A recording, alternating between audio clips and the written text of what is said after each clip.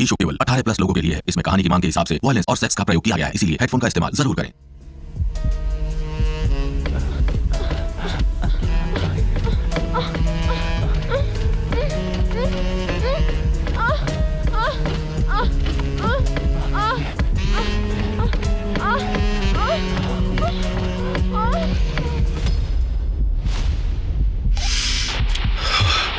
दाऊद मेरी आंखों के ठीक सामने है। बस एक ऑर्डर दीजिए अरमान सर, गोली सीधा उसके माथे पर लगेगी। रणविजय नहीं, तुम्हें पता है वो सिर्फ एक गुंडा नहीं है, वो इंटरनेशनल डॉन है। बैकअप का इंतजार करो, हम उसे जिंदा पकड़ना चाहते हैं। कराची की रातें हमेशा से ही खतरनाक रही हैं, लेकिन आज की रात कुछ अलग थी। एक तरफ इंटरनेशनल डॉन दाऊद इब्राहिम और दूसरी तरफ उसका खात्मा करने को तैयार रणविजय। होटल मैरियट इंटरनेशनल के कमरे में कुछ तो खिचड़ी पक रही थी। हवस, ताकत और मौत का खेल। आज नहीं दाऊद, आज तू ना नहीं बचेगा। रणविजय की उंगलियां ट्रिगर पर कस चुकी थी। उसके लिए ये सिर्फ एक और मिशन नहीं था, ये उसकी जिंदगी का मकसद बन चुका था। आज अगर दाऊद बच गया तो शायद कभी हाथ ना आए। दूर से होटल के बाहर दाऊद 5 लड़कियों के साथ हंसता हुआ निकलता है। सर, उसे मत जाने दीजिए, ये मौका फिर नहीं आएगा। रणविजय, आदेश है, तुम कुछ नहीं करोगे। हर पल रणविजय के लिए एक सदी जैसा था। उसकी नजरें दाऊद पर टिकी थीं, लेकिन उसके अंदर कुछ और भी चल रहा था। एक आवाज जो कह रही थी आज या कभी नहीं। रणविजय की उंगलियां ट्रिगर पर दबने को तैयार थी। मुझे माफ करना सर, लेकिन मैं इस बार उसे नहीं जाने दूंगा।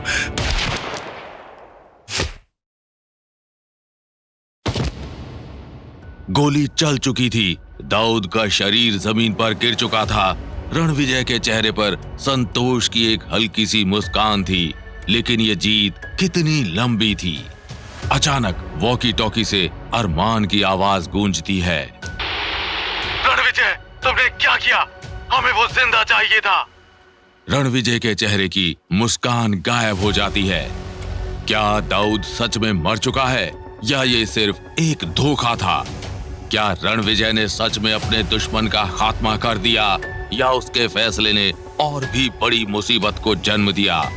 आगे क्या होगा? ऑपरेशन डी के पीछे की सच्चाई क्या है?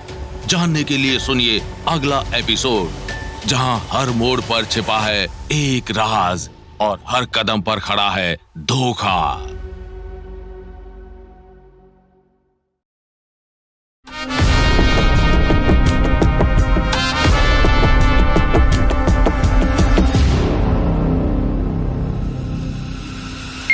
साल 2023, Delhi crime branch office. Crime branch के चीफ, जो इस वक्त अपनी कुर्सी पर सिर टिकाए मुंबई बम धमाकों के बारे में सोच रहे थे, तभी अचानक गेट नॉक होने की आवाज से वो अपने ख्यालों से बाहर आते हैं। जैसे ही उनकी नजर दरवाजे पर पड़ती है तो वहां ऑफिसर अरमान को खड़ा देख उससे कहते हैं, यस, कम इन। जय हिंद सर। जय हिंद, बैठो अरमान। तो आप हैं officer Arman Rajvansh. Good to see you. बहुत नाम सुना है आपका। सुना है आपके हाथ कम और बंदूक ज्यादा चलती है। सर, अगर ये कॉम्प्लीमेंट है तो थैंक यू। देखो, हाथ में पिस्टल होने का ये मतलब नहीं होता कि जिसे मन चाहो ठोक दो। हम पुलिस वाले हैं, हमारे हाथ कानून से बंधे होते हैं। सर, क्रिमिनल को एक ही भाषा समझ आती है, मारो या मारो। अरमान की बात सुनकर चीफ हंसते हुए उससे कहते हैं, देखो, अभी तुम नौजवान हो, इसलिए खून गर्म है और ऐसी बातें करना स्वाभाविक है, लेकिन ध्यान रहे कि तुम्हारा ये एटीट्यूड किसी दिन तुम्हें भारी ना पड़ जाए। खैर छोड़ो, मैंने तुम्हें यहाँ एक खास काम के लिए बुलवाया है। यस सर, बताइए ना, इस गर्म खून वाले की आखिर क्या जरूरत पड़ गई? जरूर किसी को ठंडा करना होगा। अरमान, मुंबई बम ब्लास्ट तो याद है ना? जब हमारे देश की इकोनॉमिकल कैपिटल को कुछ लोगों ने धर्म का नाम लेकर दहला दिया था। हजारों बच्चे अनाथ हो गए थे। सर, उन धमाकों को कौन ही भूल सकता है? हाँ, सही कहा। उन धमाकों का आरोपी आज भी हमसे दूर है। हम ये भी नहीं जानते कि वो जिंदा है या मर गया, या किसी बिल में छिपा बैठा है। वो हमें कुछ भी नहीं पता। सर, आप दाऊद की बात कर रहे हैं ना? आपका मेल पढ़कर ही मुझे अंदाजा हो गया था कि जरूर कुछ सीरियस बात है, वरना आप मुझे इतने अर्जेंट भी नहीं बुलाते। यस ऑफिसर, वक्त आ गया है क्राइम ब्रांच के सिर पर से ये दाग मिटाने का। मैंने एक टॉप सीक्रेट मिशन प्लान किया है और मैं चाहता हूं कि तुम इस मिशन को लीड करो। Thanks for considering me sir. मुझे तुम्हारी काबिलियत पर पूरा भरोसा है। तुम अपने बैच के बेस्ट कैंडिडेट भी हो और आज तक कोई 50 एनकाउंटर भी कर चुके हो। Am I right? No sir, 50 नहीं, 51। कल ही एक एनकाउंटर और किया है। गुड, लेकिन इस मिशन में तुम्हें बंदूक के साथ दिमाग से भी काम लेना होगा, क्योंकि इस बार हमारा सामना उस शैतान से है जिसे आज तक कोई देख भी नहीं पाया। इवन हमारी पूरी इंटेलिजेंस टीम मिलकर भी आज तक उसका एक लेटेस्ट फोटो तक नहीं निकाल पाए। डोंट वरी सर, इस बार उसका सामना मुझसे होने वाला है। सर, आप मुझे एक मौका दीजिए। आई प्रॉमिस सर, इस बार दाऊद को जिंदा चाहे मुर्दा हम ढूंढ कर लाएंगे। Good, I like your attitude. So tell me, क्या प्लान है तुम्हारा? मेरा प्लान 2012 का वो बैच सर, जिसने कई सीक्रेट मिशन को अंजाम दिया है और भारत को कई खुफिया आतंकवादी हमले से बचाया है। The powerful, dedicated, deadly team sir. Great Arman, लेकिन याद रहे कि ये केस बहुत पेचीदा होगा। इसमें जान का खतरा भी हो सकता है। You and your family will suffer for this. Sir, ये केवल एक केस नहीं, एक जंग है, और जब एक जवान जंग पर उतरता है तो वो जान हथेली पर रख कर ही निकलता है। आई लाइक योर स्पिरिट। अब तुम अपने अकॉर्डिंग टीम सिलेक्ट कर सकते हो और तुम्हें पूरी फ्रीडम है। तुम देश के किसी भी कोने से बेस्ट ऑफिसर्स को सिलेक्ट करने के लिए फ्री हो अरमान। Thank you sir. शाम तक देश के 5 सबसे बेस्ट ऑफिसर की फाइल पूरी डिटेल के साथ आपके टेबल पर होगी, और मुझे उम्मीद है कि हमारी team best of the best होगी। गुड, मुझे तुमसे यही उम्मीद है अरमान। अब मैं चलता हूँ। जय हिंद सर। जय हिंद। चीफ से बात करके अरमान बाहर आ जाता है और डिपार्टमेंट की साइट पर से उन ऑफिसर की इंफॉर्मेशन निकालने लगता है जो कि उसके मिशन के लिए परफेक्ट थे। कुरुक्षेत्र। इंस्पेक्टर रणविजय आज एक ऐसे अपराधी को कोर्ट लेकर जा रहे थे जिसने एक साथ कई नाबालिग लड़कियों का बलात्कार किया था। जब गाड़ी एक सुनसान जंगलों के बगल से गुजरती है तो अचानक से वो गाड़ी रोकने को कहते हैं। कार रोको, गेट खोलो, उसे बाहर निकालो। ए, चल बाहर आ, साहब बुला रहे हैं। वो सिपाही उस मुजरिम को पकड़ के गाड़ी के बाहर निकालते हैं। तभी रणविजय उसके हाथ की हथकड़ी खोलने को बोलता है। देख, अपने इंडिया में ऑलरेडी बहुत से केस पेंडिंग है और मैं नहीं चाहता कि एक और केस सालों तक चले, इसलिए तेरा फैसला मैं यहीं करने वाला हूं। रणविजय की बात सुनकर उस अपराधी के माथे से पसीना गिरने लगता है। उसे अपनी मौत आंखों के सामने घूमते हुए नजर आती है। चल, तुझे एक मौका देता हूं बचने का। आज मेरा 49वां एनकाउंटर है और मैं तुझे 49 सेकंड का समय देता हूं अपनी जान बचाने का। मेरे गन के रेंज के बाहर जा सकता है तो भाग जा। Let go. इतना कह के रणविजय अपनी गन में बुलेट भरने लगता है और साथ में गिनती भी स्टार्ट कर देता है और वो अपराधी अपनी पूरी जान लगा के भागने लगता है। इधर सभी सिपाही हैरान थे क्योंकि वो 49 सेकंड्स में 500 मीटर से भी ज्यादा दूर निकल चुका था, लेकिन शायद रणविजय के बंदूक की रेंज में ही था। बॉडी उठा लो और केस बना दो कि पेशाब करने के बहाने भाग रहा था, एनकाउंटर में मारा गया। इंस्पेक्टर रणविजय, कब तक क्यों छोटे मोटे एनकाउंटर करते रहोगे? We need you here. एक सीक्रेट मिशन है, तुम्हें जल्दी से निकलना होगा। डिटेल्स भेज देता हूं, चेक कर लेना। ओके सर, जय हिंद। Delhi head office. रणविजय से बात करने के बाद ऑफिसर अरमान इस टास्क के लिए दूसरे ऑफिसर्स की लिस्ट खंगालने लगता है कि तभी उनके हाथ लगती है अधीरा अहिरवाल की फाइल। वो अपने बैच की बेस्ट ऑफिसर थी। दूसरी कंट्रीज में जाकर ऑपरेशन सॉल्व करने में इनका कोई जवाब नहीं। भेष बदलने और कैमोफ्लाज में एक्सपर्ट अधीरा को इंडियन के साथ साथ कई देश की लैंग्वेज आती है और उसे वीरता पुरस्कार भी मिल चुका था। अरे वाह, इससे बेस्ट कोई नहीं हो सकता है। I just need to talk to her. Hello Adhira, Arman this side. Hey, तुम्हें कैसे भूल सकती हूँ mister Arman. You are the topper of the 2012 batch and also a leader of mission Kashmir. Oh thank you कि तुम्हें आज भी सब याद है। वैसे सिलीगुड़ी का मौसम कैसा है आजकल? ओह, तो जासूसी कर रहे थे मेरी, यानी कि फिर एक बार कोई सीक्रेट मिशन प्लान हुआ है। स्मार्ट। तो चलो फिर, अगर अपनी याददाश्त और रिकॉर्ड को और मजबूत बनाना है तो अपना मेल चेक कर लेना। एक सीक्रेट मिशन की इंफॉर्मेशन सेंड की है। Okay boss, Adhira is always ready to fight. Okay Adhira, see you on mission. Arman अपने टीम के सभी बेस्ट ऑफिसर से बात करके उनकी एक फाइल बनाता है और उन्हें लेकर चीफ के पास जाता है। जय हिंद सर, ये रही उन ऑफिसर्स की लिस्ट जो हमारे साथ इस मिशन पर होंगे। लेकिन इसमें तो केवल 3 लोग ही हैं, बाकी के 2 कहाँ हैं? सर, वो दोनों ऑफ रिकॉर्ड हमारी मदद करेंगे, जिनके बारे में सिस्टम में भी किसी को खबर नहीं होगी। गुड, फिर तुम्हारी टीम तो रेडी हो गई। मैं इन सभी को दिल्ली आने के मेल करवा देता हूँ। नो सर, दिल्ली नहीं, मुंबई।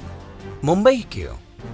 सर, क्योंकि भले ही आपके लिए मिशन अभी शुरू होने वाला है, लेकिन मेरे लिए ये मिशन ऑलरेडी शुरू हो चुका है। मैं जल्द से जल्द मिशन पर काम शुरू करना चाहता हूँ। ग्रेट ऑफिसर, मुझे तुम पर पूरा भरोसा है। अरमान, तुम भारत के माथे पर लगे इस दाग को जरूर मिटा पाओगे। जी सर, चलता हूं मैं। मिलूंगा जल्द ही दाऊद के साथ, जिंदा चाहे मुर्दा। All the best officers. जय हिंद सर।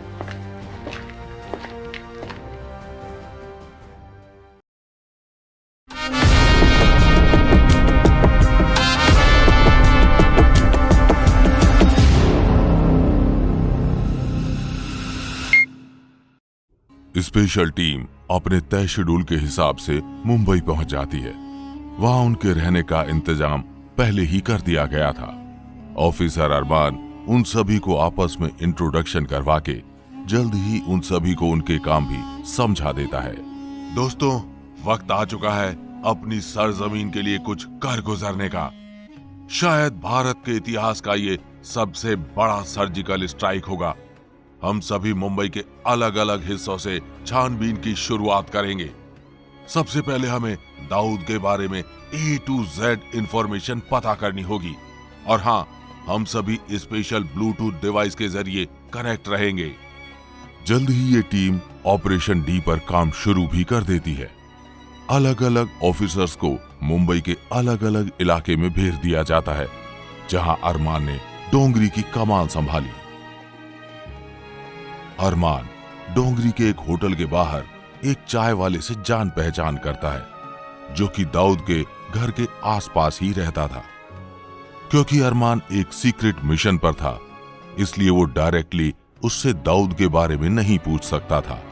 इसलिए अरमान सबसे पहले उसके साथ एक अच्छी दोस्ती करता है और फिर उसे धीरे धीरे बातों में उलझाकर दाऊद के बचपन के बारे में पूछता है।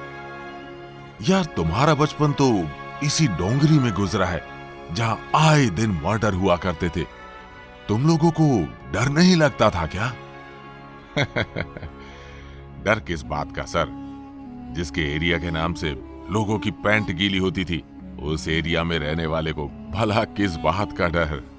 हाँ, ये बात तो तुमने सही कही है। अच्छा, फिर मुझे दाऊद के बचपन के बारे में बताओ ना, अगर तुम्हें कुछ मालूम हो तो। बचपन के बारे में मालूम? यहाँ का बच्चा बच्चा दाऊद की पूरी कहानी जानता है। इतना कहते कहते वो चाय वाला ऑफिसर अरमान को दाऊद के बचपन के बारे में बताते हुए पिछले दिनों में खो जाता है। 10, 20, 30, 50, 100, 150, 200, हाँ 200। डोंगरी की सड़कों पे एक आदमी अपने पैसे गिन रहा था कि तभी एक लड़का उसके पैसे छीन के भागने लगता है। ए लड़के, मेरे पैसे! अब ये पैसे तेरे नहीं, मेरे हैं। हाँ। अरे पकड़ो पकड़ो, वो लड़का मेरे पैसे लेकर भाग गया, पकड़ो! मैं तुझे छोड़ूंगा नहीं।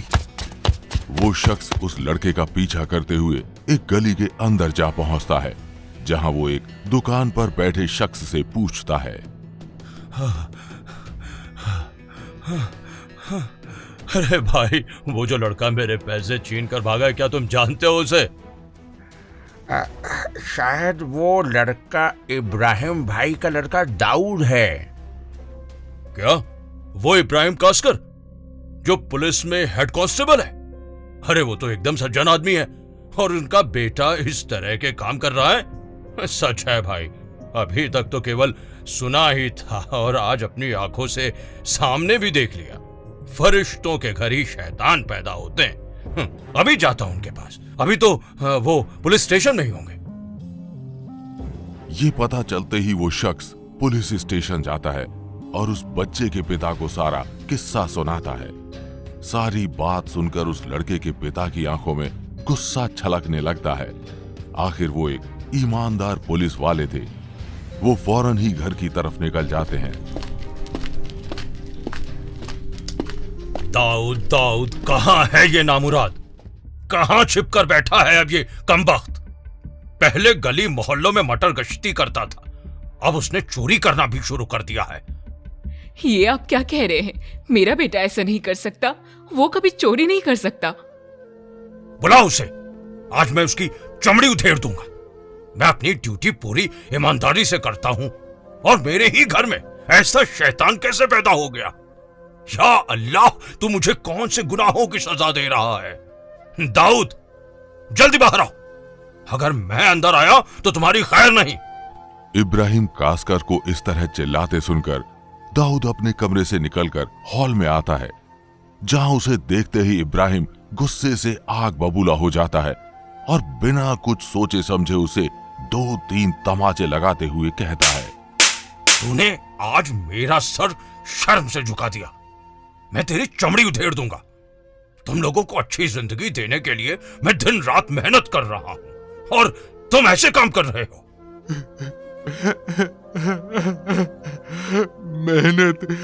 मेहनत से इज्जत मिलती है, खाना और कपड़ा नहीं। अगर आप मेहनत कर रहे हैं तो हमें 2 वक्त अच्छा खाना क्यों नहीं नसीब हो रहा?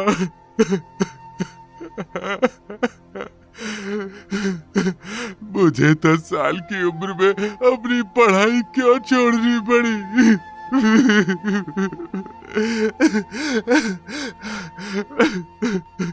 मैं भी तो चाहता हूँ कि मेरे भाई बहन अच्छे स्कूल में पढ़े, उन्हें अच्छा और भरपेट खाना मिले।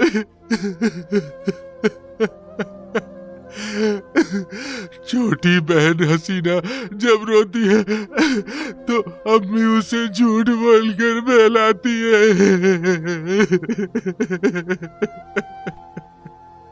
अपने पिता से इस तरह जुबान लड़ाते देख इब्राहिम को और भी ज्यादा गुस्सा आता है, और इससे पहले कि दाऊद आगे और कुछ कहता, वो उसके गाल पर एक जोरदार तमाचा जड़ देते हैं। ये तमाचा इतना जोर का था कि दाऊद लड़खड़ाकर जमीन पर गिर जाता है, जिसे देखते ही उसकी माँ इब्राहिम पर गुस्सा होते हुए कहती है, क्या कर रहे हैं? मार डालेंगे क्या आज इसे? छोड़ दीजिए, बच्चा है अभी, गलती हो गई उससे, आगे से ऐसी कोई गलती नहीं होगी, माफ कर दीजिए उसे। समझा लो इसे। अगर ये नहीं सुधरा तो इसकी कब्र मैं खुद अपने हाथों से खोद दूंगा। मैं अपनी वर्दी पर कोई भी दाग बर्दाश्त नहीं कर सकता। हाँ, अब वो ऐसा कुछ नहीं करेगा। दाऊद, वादा कर अपने अब्बा से। दाऊद अपनी माँ की बात को अनसुना करके वहां से दौड़ता हुआ घर से बाहर चला जाता है, जहां उसकी ही उम्र के गली के और लड़के उसका इंतजार कर रहे थे। दूसरी तरफ इब्राहिम कासकर अपने बेटे की करतूत से इतने शर्मिंदा थे कि वो वापस थाने नहीं गए और वहीं एक कुर्सी पर बैठ गए और कुछ सोचने लगते हैं। इब्राहिम अपने ख्यालों में खोया ही था कि तभी उसके टेलीफोन पर फोन की घंटी बजती है। हेलो इब्राहिम, जल्दी से थाने आओ। हाजी मस्तान को लेकर एक बड़ी लीड मिली है। जी साहब, आता हूँ। इब्राहिम फोन रखकर वापस थाने की तरफ निकल जाता है। ये वो दौर था जब मुंबई पर हाजी मस्तान और करीम लाला की हुकूमत हुआ करती थी। इब्राहिम जब थाने पहुंचते हैं तब उनके सीनियर उनसे कहते हैं, जय हिंद सर। इब्राहिम भाई, हाजी मस्तान का आतंक बढ़ता ही जा रहा है। हमारे एक मुखबिर ने खबर दी है कि उनका एक कंसाइनमेंट अभी मुंबई पोर्ट पर पहुंचा है। तुम अपनी टीम लेकर जाओ और वहां पे दबिश दो। जी सर, जय हिंद। इंस्पेक्टर साहब की बात सुनकर इब्राहिम कासकर वहां से चले जाते हैं और अपनी टीम के साथ पोर्ट के लिए निकल जाते हैं। हमें उन्हें चारों तरफ से घेरना होगा। 2 लोग मेरे पीछे रहेंगे और 2 पोर्ट को आगे की तरफ से घेरेंगे और तुम दोनों पोर्ट से निकलने के दूसरे रास्ते पर। जी सर। सभी पोजीशन ले लो और कोई भी पहले गोली नहीं चलाएगा। हमें उन्हें जिंदा पकड़ना है। जी सर। आज ही साहब का सामान पहुंच चुका है, लेकिन इसे निकालना आसान नहीं है। पुलिस हमें कुत्तों की तरह सूंघ रही है। हम इसे पिछले रास्ते से लेकर चलते हैं। इब्राहिम और उसके साथियों ने उन गुंडों को चारों तरफ से घेर लिया था, लेकिन तभी उनके एक साथी का पैर एक कंटेनर से टकराता है। कंटेनर से कुछ टकराने की आवाज सुनते ही वो गुंडे अपनी गन निकाल लेते हैं और इधर उधर देखने लगते हैं। कौन है वहां? पुलिस! हमने तुम्हें चारों तरफ से घेर लिया है। अपने आप को पुलिस के हवाले कर दो। यहाँ से बचकर निकलने का कोई दूसरा रास्ता नहीं है। अबे देखो, ये सरकारी कुत्ते आए हैं। देख साहब, हमसे पंगा मत ले। तू जानता नहीं है हम किसके लिए काम करते हैं। ये माल हाजी साहब का है। उनसे पंगा लेना यानी कि अपनी मौत को गले लगाना है। देखो, मैं खुदा के सिवा किसी से नहीं डरता और तुम जैसे गुंडे मेरा कुछ नहीं बिगाड़ सकते। अगर जान की हिफाजत चाहते हो तो अपने हथियार फेंक दो, वरना उल्टा करके पिछवाड़े में गोली मारूंगा। इब्राहिम कासकर की बात सुनकर वो गुंडे पुलिस वालों पर फायरिंग करने लगते हैं। जब गुंडे गोलियां चलाते हैं तो इब्राहिम और उनकी टीम भी गोलियां चलाने लगती है। कुछ देर तक गोलियां चलती रहीं, फिर एकदम से सन्नाटा छा जाता है। चारों तरफ धुआं ही धुआं नजर आ रहा था। उस धुएं के बीच से इब्राहिम कासकर निकलते हैं, जिन्होंने अपने साथ उन गुंडों को पकड़ रखा था। चलो अब तुम्हारी खातिरदारी थाने में करेंगे। अब हमारी मेहमान नवाजी का लुत्फ भी लेकर देखो। इब्राहिम ये कहकर गुंडों को लात और घूंसों से मारने लगते हैं और अपने बाकी साथियों को आदेश देते हुए कहते हैं, सुनो, पूरी जगह सील कर दो और इनका मुंह तो हम खुलवा ही लेंगे। इब्राहिम अपनी टीम के साथ थाने जाता है और उन गुंडों को लॉकअप में बंद कर देता है और अपने सीनियर को पूरी रिपोर्ट देता है हाँ, हाजी मस्तान के हौसले लगातार बुलंद होते जा रहे हैं। यकीन नहीं आता कि ये वही 8 साल का लड़का है जो अपने गरीब बाप के साथ रोजगार की तलाश में बंबई आया था, और जहां आज उसका स्मगलिंग का माल उतरता है, वहां कभी वो खुद कुली का काम किया करता था। अपने सीनियर की बात सुनकर इब्राहिम उसे जवाब देते हुए कहता है, सर, उसे हमेशा से हुकूमत से शिकायत थी। खास तौर से उसे लगता था कि कस्टम ड्यूटी अंग्रेजों का छोड़ा गया शगुफा है, इसलिए उसने कभी इसे नहीं माना और इलेक्ट्रॉनिक्स के सामान की स्मगलिंग शुरू कर दी। और फिर उसे इस काम में करीम लाला का साथ भी मिल गया, जो उसके लिए सारे काम करता था, जो कि हाजी खुद नहीं कर सकता। इब्राहिम, मुझे तुम पर नाज है। तुम जैसे पुलिस वाले होंगे तो हम एक दिन इस शहर से ऐसे स्मगलरों को जड़ से उखाड़ फेंकेंगे। ये बात सुनकर इब्राहिम के दिमाग में एक बार फिर दाऊद की तस्वीर तैरने लगती है, क्योंकि उसे भी हमेशा से हुकूमत और उसके बनाए कानूनों से शिकायत थी, और आज उसने जो किया था इससे साफ था कि उसके ऊपर उसके बाप की परवरिश से ज्यादा भूख और गरीबी असर कर रही थी, और इनसे छुटकारा पाने के लिए वो कोई भी रास्ता अपनाने के लिए तैयार था। साहब, कितनी चाय और पियोगे? पहले ही आप 5 कप चाय पी चुके हो। चाय वाले की ये बात सुनकर अरमान ख्यालों से बाहर आता है। वो पूरी तरह से दाऊद की कहानी में डूब गया था। फिर वो हंसते हुए बोलता है, आपने मुझे इतनी अच्छी कहानी सुनाई कि मैं तो उसमें खो ही गया। मुझे लगा कि मेरे सामने फिल्म चल रही है। साहब, ये फिल्म नहीं, ये डोंगरी की वो सच्चाई है जिसे कोई नहीं झुठला सकता। कभी यहाँ खून की नदियां बहती थी, आए दिन मर्डर और लूटपाट होती थी। डोंगरी की इन गलियों ने उस खूनी खेल को देखा है जिसमें न जाने कितनी माओ के लाल फना हो गए। हाँ भाई, आपको तो इस बारे में काफी कुछ पता है। मुझे कहानी में बड़ा इंटरेस्ट आ रहा है। मैं कल फिर आऊंगा और आप मुझे इसके आगे की कहानी सुनाना। साहब, धीरे बोलिए, यहाँ हवाओं के भी कान होते हैं। अगर कहीं से ये खबर फैल गई कि यहाँ किसी ने भाई का नाम लिया है तो उसकी जिंदगी की उल्टी गिनती शुरू हो जाती है। क्या आज भी यहाँ उनके लोग रहते हैं? साहब, जो नजर आता है कई बार वो होता नहीं है, इसलिए किसी पर भी भरोसा ना करना। अच्छा, अब मैं चलता हूँ, कल फिर आऊंगा। ठीक है साहब। अरमान के जाते ही चाय वाले के पास किसी का फोन आता है। वो फोन उठाता है। हेलो। चिड़िया जाल में फंसने आ गई है, मैंने दाना डाल दिया है। ठीक है, नजर रखो उस पर, और हाँ, उसे शक ना हो पाए। हम भी तो देखें कि आखिर हमारे चाहने वाले हमसे मिलने के लिए क्या क्या कर सकते हैं। आखिर ये कॉल किसका था? चाय वाला क्या कर रहा है? अरमान को डबल क्रॉस?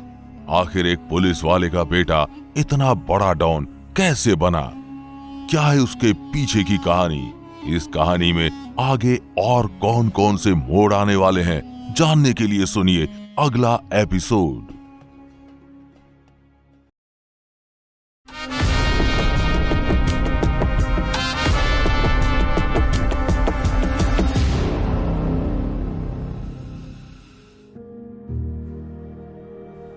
अरमान अगले दिन सुबह सुबह ही उस चाय वाले के पास पहुंच जाता है और उससे आगे की कहानी सुनाने की रिक्वेस्ट करने लगता है। अरमान के रिक्वेस्ट करने पर आखिरकार चाय वाला उसे आगे की कहानी सुनाने के लिए तैयार हो जाता है। दाऊद के अब्बा एक बहुत ही धार्मिक शख्स थे और वो बच्चों को खुदा की नेमत मानते थे, और खुदा की ये नेमत उन पर काफी मेहरबान भी हुई। दाऊद के बाद उनके 5 बेटे और हुए। इसके साथ ही उनकी 4 बेटियां भी थी। लेकिन इतने बड़े परिवार को एक छोटी सी सैलरी में पालना आसान काम नहीं था। ऊपर से इब्राहिम भाई को ईमानदारी का बुखार भी चढ़ा हुआ था, इसलिए अक्सर बच्चे भूखे पेट ही सो जाते। इतने सारे बच्चे होने की वजह से ही शायद दाऊद को सही एजुकेशन नहीं मिल पाई। ऐसा नहीं है, इब्राहिम भाई चाहते थे कि उनके सभी बच्चे पढ़ लिख कर उनकी तरह बने। उन्होंने अहमद सैलर हाई स्कूल जैसे बड़े स्कूल में दाऊद का दाखिला भी करवाया। और जानते हो क्यों? क्यों? क्योंकि उन्हें बाबा की दुआ याद थी कि उनका ये बेटा बहुत ताकतवर और पैसे वाला बनेगा। चाय वाले की बात सुनकर अरमान को हंसी आ जाती है। अगर उसके अब्बा जान जाते कि बाबा का पैसे वाला और ताकतवर से क्या मतलब है, तो वो उसे बचपन में ही गोली मार देते। किस्मत पर किसी का जोर नहीं चलता साहब। पैसे की तंगी के चलते महज 10 साल की उम्र में दाऊद को भी पढ़ाई छोड़नी पड़ी। इब्राहिम भाई को भी झूठे केस में फंसाकर नौकरी से सस्पेंड कर दिया गया था। घर के हालात बद से बदतर होते जा रहे थे और घर का खर्च चलाने के लिए इब्राहिम भाई छोटे मोटे काम कर रहे थे।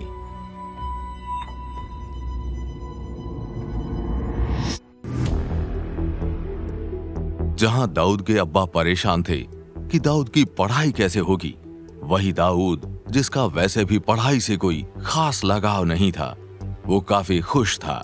अब उसके पास काफी टाइम था। उसकी दोस्ती गली के कुछ आवारा लड़कों के साथ हो गई और बस फिर यहीं से दाऊद के डॉन बनने का सफर शुरू हो गया।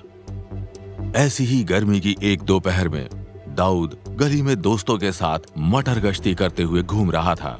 अब ना अपन को स्कूल जाना ही नहीं है। ये पढ़ाई बढ़ाई मेरे लिए है ही नहीं। साला सारी चिक चिक और मच मच खत्म। स्कूल में वो मैडम जब देखो तब शान पत्ती करती थी, ये लिखो वो पढ़ो। अब अपन बस घूमेगा फिरेगा और ऐश करेगा और हाँ, क्रिकेट भी खेलेगा। ए, तू क्रिकेट खेलेगा? साले, तेरे पास बल्ले और बॉल को खरीदने के पैसे हैं क्या? साले, तेरी औकात क्रिकेट देखने की नहीं है, तू खेलने की बात कर रहा है। दाऊद का दोस्त मजाक में ये बोल तो देता है, लेकिन ये बात दाऊद को काफी बुरी लगती है और वो गुस्से में कहता है, ज्यादा नहीं बोलने का साले, समझाना। देखना, एक दिन अपन स्टेडियम में बैठकर क्रिकेट देखेगा और फिर तू देखना कौन जीतेगा और कौन हारेगा। साला वो भी अपन सेट करेगा। दाऊद के मुंह से ऐसी बातें सुनकर उसका दोस्त हंसने लगता है। चल चल देखेंगे। जहां दाऊद अपने दोस्तों के साथ मटर गश्ती में लगा हुआ था, वहीं इब्राहिम भाई अपने परिवार का पेट पालने के लिए कस्टम ऑफिस में फाइल यहाँ से वहां करने का काम कर रहे थे। और इस कठिन वक्त में भी वो लगातार अपनी ईमानदारी का दामन थामे रहे। इसी दौरान उन्हें अपना घर भी बदलना पड़ा और वो बोहरी मोहल्ले के मुसाफिर खाने के एक छोटे से घर में शिफ्ट हो गए, जहां दाऊद को कई आवारा लड़कों का साथ मिल गया और चोरी और गुंडागर्दी उसके लिए आम सी बात हो गई थी। शामी, मजा आ गया आज तो। हाँ दाऊद, उस बहन के टके को अच्छा मजा सिखाया। साला हरामी बहुत उजक रहा था। अरे, मेरे को चोर बोल रहा था। मादर, क्या हुआ? थोड़े से पैसे ही तो लिए थे। साले के पास इतने सारे पैसे हैं, थोड़े हमने ले लिए तो ऐसे रो रहा था जैसे हमने उसका खजाना लूट लिया हो। दाऊद ने इस इलाके में अपना एक लोकल गैंग बना लिया था, जिसकी मदद से वो लोगों को धमकाता था और छोटी मोटी चोरियां किया करता था। ये हनीफ, ये पकड़ साले। इतने बड़े बटुए में बस 10 रुपए निकले। कोई ना, अपन अब शाम का बिरयानी में उड़ाएगा। तू भाग यहाँ से, मैं पैसे लेकर तुझे अपने अड्डे पर मिलता हूँ। दाऊद और उसका गैंग इसी तरह के छोटे मोटे क्राइम करते और रोज शाम को एक साथ मिलकर अगले दिन की प्लानिंग करते। मजा आ रही यार।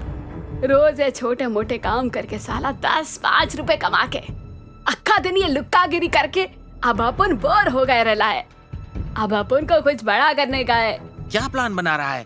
तू कोई नया लफड़ा तो नहीं करने वाला ना? शम्मी, जरा बाजार पर नजर मार। ये बहन के टके दुकान में बैठे बैठे कितने नोट छाप रहे हैं। क्यों ना हम इनकी कमाई से कुछ हिस्सा निकाल लें। मतलब हफ्ता? तू तो बड़ा फंटुश निकला। मैं तो तुझे येड़ा समझता रे। मस्त आइडिया है भाई। जो हफ्ता देगा वो रहेगा, वरना जाएगा। दाऊद और उसका गैंग जल्दी ही अपने इस काम की वजह से उस इलाके के सबसे नामी गुंडों में शुमार हो गए थे। कुछ समय बाद दाऊद के पापा को क्राइम ब्रांच में शिफ्ट कर दिया गया, जिससे वे अपने काम में व्यस्त हो गए।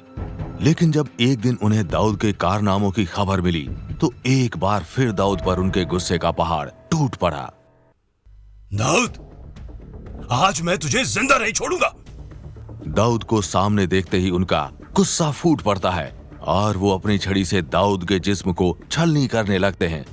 लेकिन दाऊद ऐसे खड़ा था जैसे उसे इस मार का कोई असर ही नहीं हो रहा हो। साले हरामखोर, तुझे ईमानदारी की रोटी अच्छी नहीं लगती?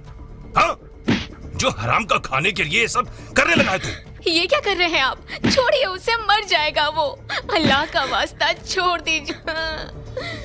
मुझे आज इसे अपना बेटा कहते हुए शर्म आ रही है। अगर मुझे पता होता कि ये बड़ा होकर मेरा नाम इस तरह डुबोएगा तो मैं इसके पैदा होते ही इसे मार देता। बेटा, तुम अपने अब्बा की बात क्यों नहीं मान लेते? वो तुम्हारे भले के लिए ही बोलते हैं। नहीं माना मुझे किसी की बात। अगर उन्हें मेरी फिक्र होती तो इतनी बेदर्दी से नहीं मारते।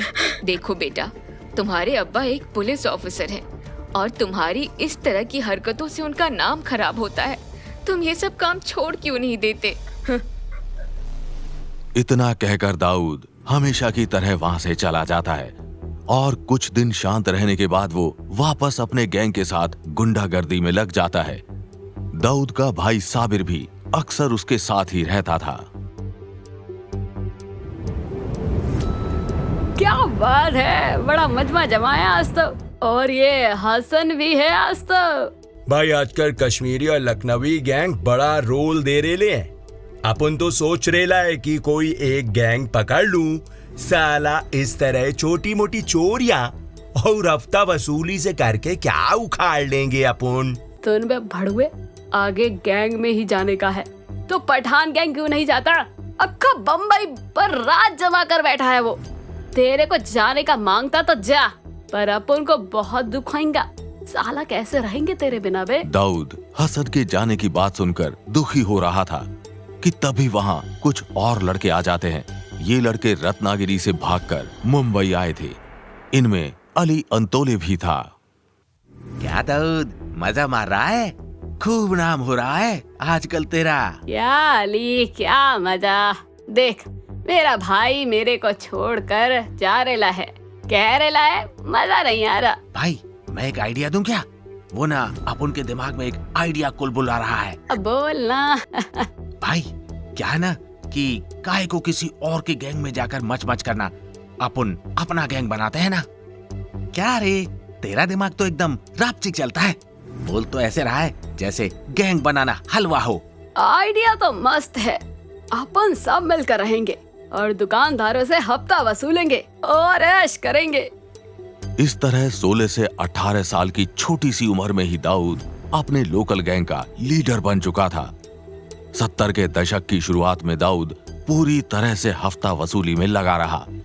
अब तक कई और लोकल गुंडे उसके गैंग से जुड़ चुके थे, लेकिन दाऊद का सपना यहाँ रुकने का नहीं था। उसे और भी ऊंचाई पर जाना था। पैसे कमाने के लिए उसके लड़कों ने नए नए तरीके आजमाए। पैसा कमाने के लिए मार्केट में एक घड़ियों की दुकान खोल ली। इस भीड़ में कोई तो होगा जिसे महंगी घड़ियों का शौक होगा। घड़ी घड़ी महंगी घड़ी, सस्ते में घड़ी घड़ी। अरे क्या बेच रहे हो भाई? उस आदमी की बात सुनकर साबिर फौरन एक घड़ी का डब्बा निकालता है और उसे दिखाते हुए बोलता है, राडो की घड़ी 5000 का माल केवल 2000 रुपए में है। जल्दी लेना है तो बोल। अरे वाह, लेना है लेना है। तो चलो दुकान के अंदर। भैया जी, घड़ी ओरिजिनल तो है ना? अरे हाथ में लेकर देख लो, एकदम खालिस रापचिक माल है। लेकिन मैं इसके 1500 रुपए ही दूंगा। ठीक है ना साहब, बोनी का टाइम है, बहस नक्को करने का। मैं इसे पैक करके लाता हूँ। साबिर घड़ी लेकर अंदर जाता है और वहाँ उसे पैक करता है और लाकर ग्राहक को दे देता है। ये लो साहब, आपकी घड़ी। अच्छा ठीक है, चलता हूँ। ग्राहक पैकेट लेकर बाहर आता है। थोड़ी दूर जाने के बाद उसे एहसास होता है कि पैकेट का वजन घड़ी के हिसाब से ज्यादा है। तो वो फौरन पैकेट खोलकर देखता है और पैकेट देखकर उसके होश उड़ जाते हैं। अरे मैं तो लुट गया, बर्बाद हो गया। घड़ी कहकर मुझे पत्थर थमा दिया। मेरे 1500 रुपए। कमीनों, मेरे पैसे वापस करो। एक तो घड़ी नहीं दी, पत्थर दे दिया, ऊपर से मेरे पैसे भी ले लिए। मेरी घड़ी, मेरे पैसे। अरे मैं तो बर्बाद हो गया। ए शमी, ए भाग भाग भाग। अरे क्या पलटी मारी भिड़ो, आज तो मजा ही आ गया। आज तो मजे से मुर्ग मुसल्लम खाएंगे। ये वो समय था जब दाऊद का गैंग इस तरह की कई वारदातों को अंजाम देने में माहिर हो चुका था और किसी को बातों में फंसाकर लूटना उसके लिए बहुत ही आसान काम था।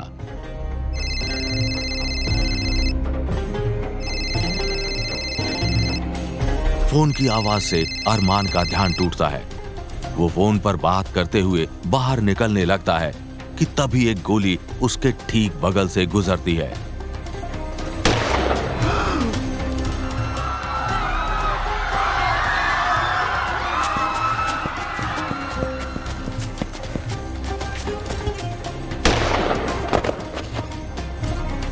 उसके बाद वो शूटर देखता है कि अरमान एक जगह गिरा हुआ पड़ा है। उसे लगता है कि अरमान को गोली लग चुकी है और शायद वो मर चुका है। ये देखकर वो किसी को फोन लगाता है। काम हो गया? ठीक है, जल्दी निकलो वहां से।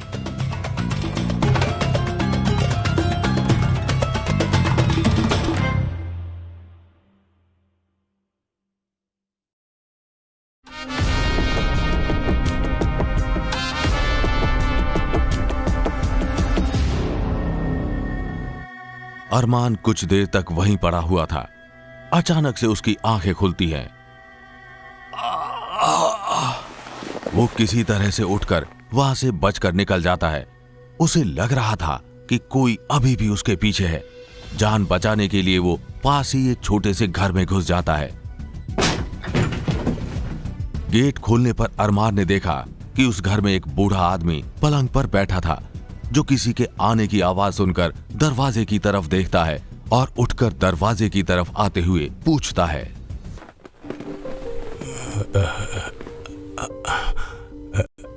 कौन है वहां?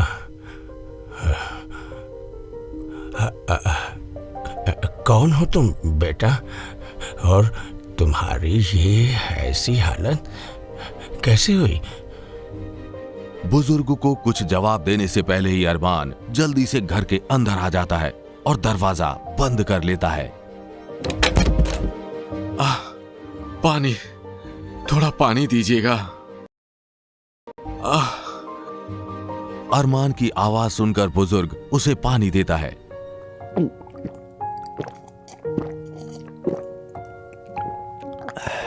अरे किसके हत्थे चढ़ गए बेटा? किसी लोकल गैंग के लोग थे। मुझे यहां नया देखा तो हमला कर दिया। अरमान की बात सुनकर उस बुजुर्ग को थोड़ी हैरानी होती है। अरे नहीं बेटा, अब यहाँ ये सब नहीं होता। हाँ, एक दौर था जब यहाँ गलियों से किसी अनजान का निकलना भी मुश्किल होता था, बासु दादा के जमाने में। हाँ, उस जमाने में तो ये गली अखाड़े से कम नहीं थी बेटा। बासु दादा का नाम सुनते ही अरमान थोड़ा अजीब सा चेहरा बनाते हुए उस बुजुर्ग आदमी से पूछता है, बासु दादा, मैंने इनके बारे में सुना है। उनका एक दौर हुआ करता था। जब मुंबई की गलियों में उनके नाम का सिक्का चलता था। क्या आप मुझे उनकी कहानी बताएंगे? हाँ, सही कहा तुमने, लेकिन तुम हो कौन बेटा? हाँ, मैं पास की गली से हूं। मेरी बहन का रिश्ता हुआ है उनके घर। अभी बाहर घूमने आया था तो किसी ने हमला कर दिया। खैर वो छोड़िए, आप बासु दादा के बारे में बताइए ना। बुजुर्ग को अरमान की बात सुनकर वो दिन याद आ जाता है जब उसने पहली बार बासु दादा को देखा था। जेजे हॉस्पिटल के पास वाली रोड पर एक मर्सिडीज कार आकर रुकती है। उसमें से चमचमाते जूते पहने एक पैर बाहर आता है। कुछ देर बाद दूसरा पैर बाहर निकलकर आंखों पर ब्रांडेड चश्मा चढ़ाए एक पहलवान जैसा शख्स बाहर निकलता है। उस शख्स को देखते ही चारों तरफ शोर होने लगता है। ए रहीम, मेरे जूते का फीता खुल गया है, बांधो उसे। रहीम बासु दादा के ही अखाड़े का एक पहलवान था। बासु दादा की बात सुनकर उसने 2 बार सर झुकाकर अदब से सलाम किया और बासु दादा के जूते का फीता बांध देता है। ओ लाले, आज उस इब्राहिम को बुला जरा। सुनाए आजकल बहुत पुलिसगिरी झाड़ रहा है साला। जब पुलिस ने उसको घर बैठा दिया था ना, तो अपने काम आया था, वरना भीख मांगता बच्चों के साथ सड़क पर। हाँ दादा, बुलाता है मैं। सलाम भाई। क्या इब्राहिम, तेरे को ज्यादा पुलिसगिरी चढ़ रही है? अरे क्यों काम का मेरे काम के बीच में आ रहा है तू? देख, मेरे काम में टांग अड़ाएगा तो तेरे बच्चे सड़क पर आ जाएंगे। भाई मैं अपनी ड्यूटी ईमानदारी से करता हूँ। आप उल्टे काम बंद कर दो, मैं खुद आपके रास्ते में आना बंद कर दूंगा। अब तू 2 कौड़ी का पुलिस वाला मुझे सिखाएगा क्या करना है क्या नहीं? साले कुत्ते की औकात है तेरी। तेरा अगर ये एटीट्यूड रहा तो एक दिन सड़क पर कुत्ते की मौत मारा जाएगा तू। बासु आज इब्राहिम की बेइज्जती किए जा रहा था। इतने में दाऊद का एक लड़का वहां से गुजरता है और इब्राहिम को जलील होता देखकर ये खबर दाऊद तक पहुंचाता है। दाऊद, साले तू यहाँ आराम से बैठा है। उधर बासु दादा तेरे अब्बा को भरे बाजार जलील कर रहे लाए। बाप की बेइज्जती की खबर सुनते ही दाऊद की आंखों में खून उतर आता है। क्या इस मादर की इतनी हिम्मत कि वो अपन के बाप पे हाथ डालेगा? लगता है उसका वक्त पूरा हो गया है। चल साबिर, देखते हैं कौन भाई का लाल है जिसने दाऊद के बाप पर हाथ डालेला है। दाऊद अपने भाई साबिर के साथ उस जगह पहुंचता है जहां उसके अब्बा सर झुकाए काफी उदास खड़े थे। जब तक दाऊद पहुंचता है तब तक बासु दादा वहां से जा चुका था। अब्बा क्या हुआ? क्या कहा उसने? कुछ नहीं, बस अपने एहसान गिनवा रहा था। अब्बा, एहसान उसके नहीं आपके हैं। अगर आप वहां भाग दौड़ नहीं करते तो उसका लाखों का सामान कस्टम में फंस कर रह जाता। जाने दे बेटे, हम ऐसे गुंडों के मुंह नहीं लग सकते। तू घर चल और दाऊद को भी बोल घर चलने को। साबिर से इतना कहकर इब्राहिम वहां से चले जाते हैं, लेकिन दाऊद की रगों में गुस्से की आग उबाल मार रही थी। वो अपने अब्बा की बेइज्जती बर्दाश्त नहीं कर पा रहा था। देख दाऊद, तू गुस्सा थूक दे। बासु कोई छोटा मोटा गुंडा नहीं है। पूरे इलाके में हुकूमत चलती है उसकी। पहलवानों की पूरी फौज है उसके पास। वो तुझे मारकर फेंक देगा तो भी किसी को पता नहीं चलेगा। नहीं साबिर, बासु ने गलत पंगा ले लिया है। उसे अपने अब्बा का बेइज्जती नहीं करना था। अब उसे जाना होगा। उसका हिसाब अब अपन करेगा। दाऊद गुस्से से बौखलाया हुआ था। उसके अब्बा से उसके चाहे कितने ही गिले शिकवे क्यों न हो, लेकिन वो उनके सामने कभी नजर उठाकर बात नहीं करता था। आज बासु दादा ने दाऊद के दिल में छिपी एक चिंगारी को हवा दे दी थी। दाऊद ने कसम खाई कि वो बासु दादा को इसका सबक जरूर सिखाएगा। वो अपने लोकल गुंडों के साथ बासु को ठिकाने लगाने की प्लानिंग करने लगा। मंगलवार जुम्मे से 2 दिन पहले बासु हर जुम्मे को मस्तान तालाब के पास वाली मस्जिद में नमाज पढ़ने को आता है। उस दिन उसका हिसाब कर डालेंगे बैन। दाऊद के मुंह से ऐसी बातें सुनकर साबिर का खून जम गया। उसका चेहरा लाल पड़ जाता है। उसने दाऊद को समझाने की काफी कोशिश की, लेकिन इस बार दाऊद ने जैसे कसम खा रखी थी। हनीफ, अबू बकर, साबिर, तुम लोग मेरे साथ रहोगे। इस बार जुम्मे की नमाज के बाद बासु का चैप्टर हमेशा हमेशा के लिए बंद। अरे टेंशन नको लेने का भाई, अपन सब है ना तेरे साथ, बचेगा नहीं साला हलकट।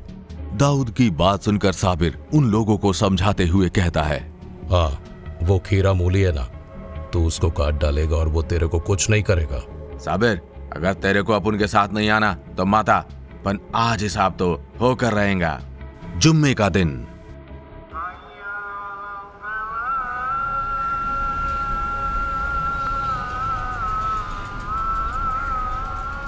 जुम्मे की नमाज खत्म हो चुकी थी और दाऊद अपने दोस्तों के साथ छिपकर बासु का इंतजार कर रहा था। उन्हें ज्यादा इंतजार नहीं करना पड़ता है, क्योंकि थोड़ी ही देर में बासु मस्जिद से निकलकर बाहर आ जाता है और उसे देखते ही दाऊद चिल्लाकर अपने साथियों से कहता है, हनीफ, अबू बकर, साबिर, सोडा वाटर की बोतल फेंक।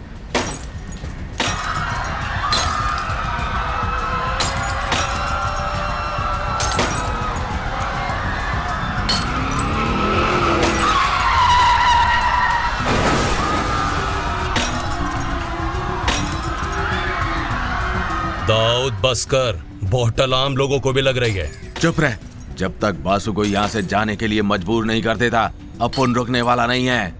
दाऊद और उसके दोस्त लगातार बासु और उसके पहलवानों पर सोडा वाटर की बोतलें फेंक रहे थे, जिससे उन्हें संभलने का मौका भी नहीं मिल पा रहा था।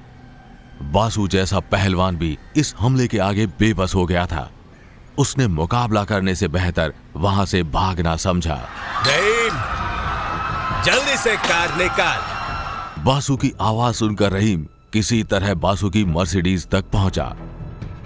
अरे बासु दादा, जल्दी आओ।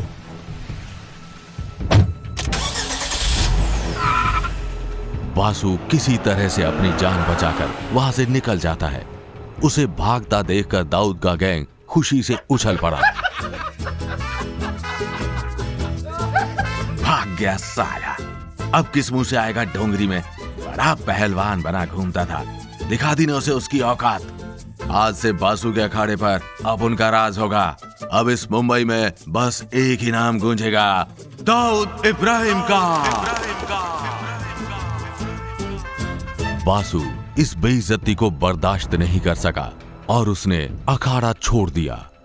उसके बाद उसके ही एक शागिर्द खालिद पहलवान ने अखाड़े की कमान अपने हाथ में संभाल ली, लेकिन खालिद ने दाऊद से हाथ मिला लिया, क्योंकि वो किसी तरह के लफड़े में नहीं पड़ना चाहता था।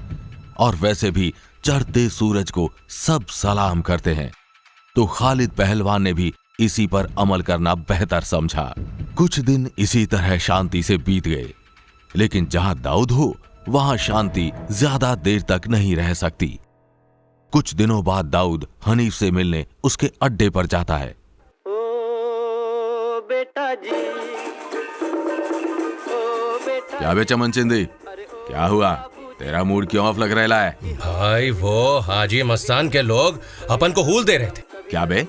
अब उन्हें हमसे क्या बैर हो गया? अरे वो कह रहे थे कि समंदर में रहकर मगरमच्छ से बैर नहीं लेना चाहिए।